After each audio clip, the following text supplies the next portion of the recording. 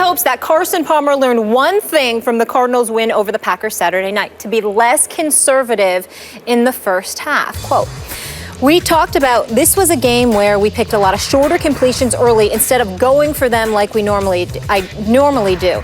I think that was part of I don't want to screw this up. And now that we don't have to worry about doing that anymore, we can go back to being our normal selves." Palmer has a say in the scripted plays the team runs, and Arians says he never overrules his veteran quarterback. Darren Woodson, back with us. How we doing? Doing good. All right. Which way are you leaning here, Carson or Cam? Look, it's hard to bet against Cam right now. And I know they didn't play that well in the second half of that game, but you just look at his body of work this entire season. They go 15-1 in the regular season. They get into the playoffs, and they hang up 31 points on the defending Seattle Seahawks, who won the NFC last year. The first half. I just think, and they got over a hump in beating that and winning in that game. I feel like right now there's so much momentum that the Carolina Panthers have. On the defensive side of the ball, they're a team that really gets after you up front.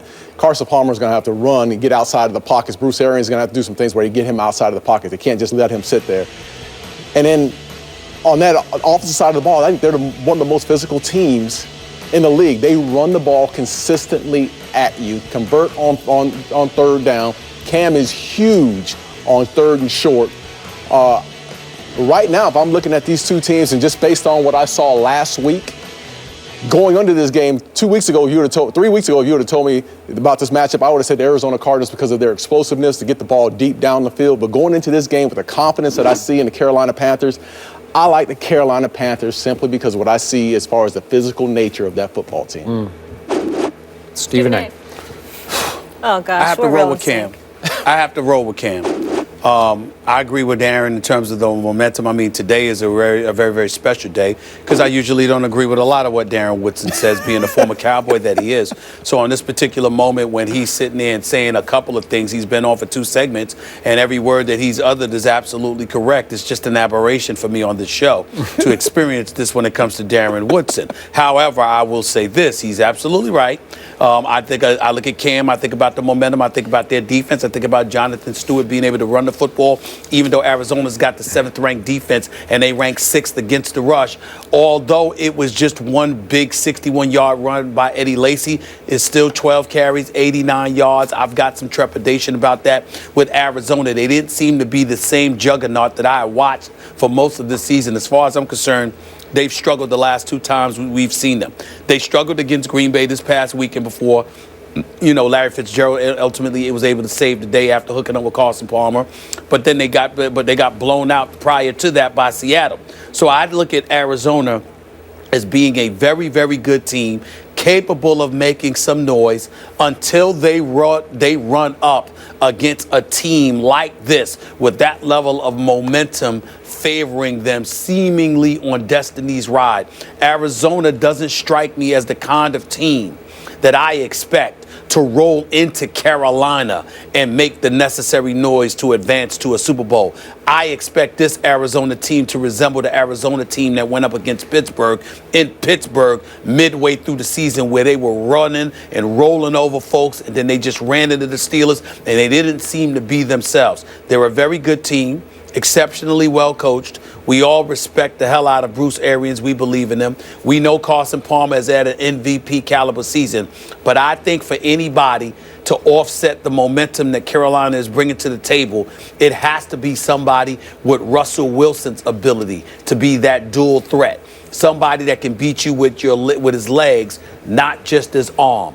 Even though we saw Carson Palmer scramble out of the pocket to throw that 5-yard pass to Larry Fitzgerald that ended up into a 60-plus yard scamper, in the end, he's a guy that beats you with his arms. I don't see anyone outside of Tom Brady having a shot at beating this Carolina team this year on the road in Charlotte, North Carolina. I just don't buy it. I've got to roll with Cam in Carolina to win this game and advance to the Super Bowl. Okay, back to what Molly read to set this up. I got to ask you a quick football question before I give you my opinion of this.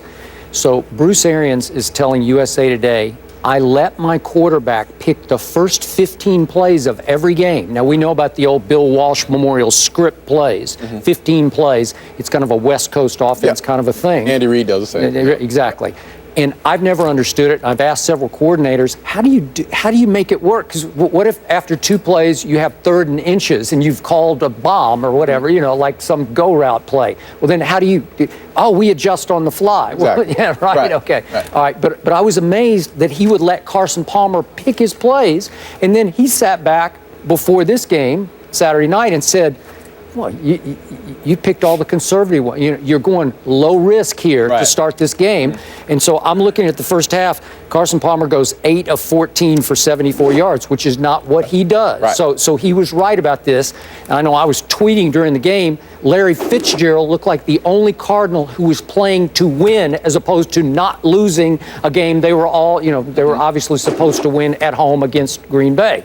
So now I do like his message because I believe it. I think the heat will be off Carson Palmer. I think he will, as they say, cut it loose here in the article. I think he's going to go bombs away.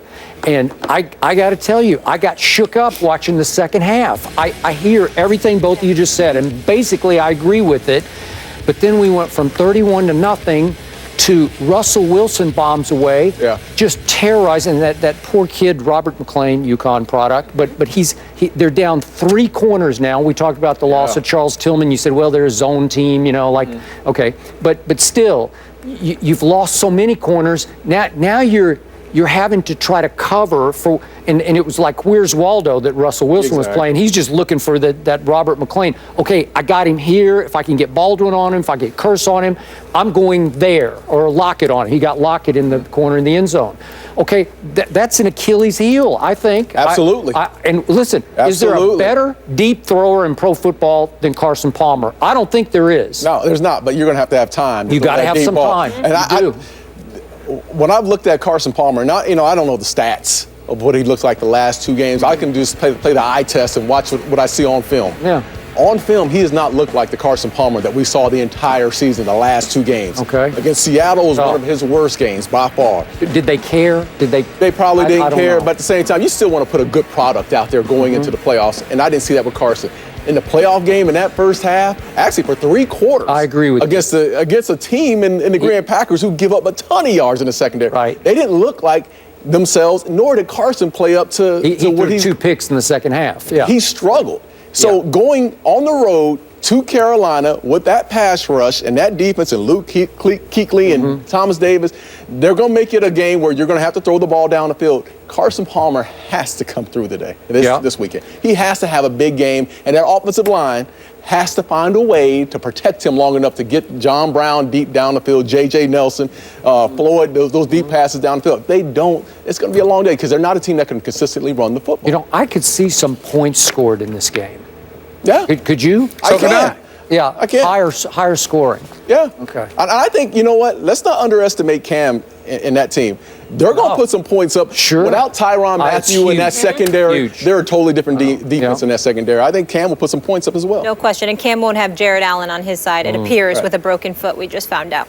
All right, up next, you're staying put. If Johnny Manziel is out of Cleveland, should Jerry Jones make a home for him in Dallas? Guess what? We have a Cowboy lover, a former Cowboy, and a Cowboy hater. He's a Cowboy hater. We're going to weigh in when we come back.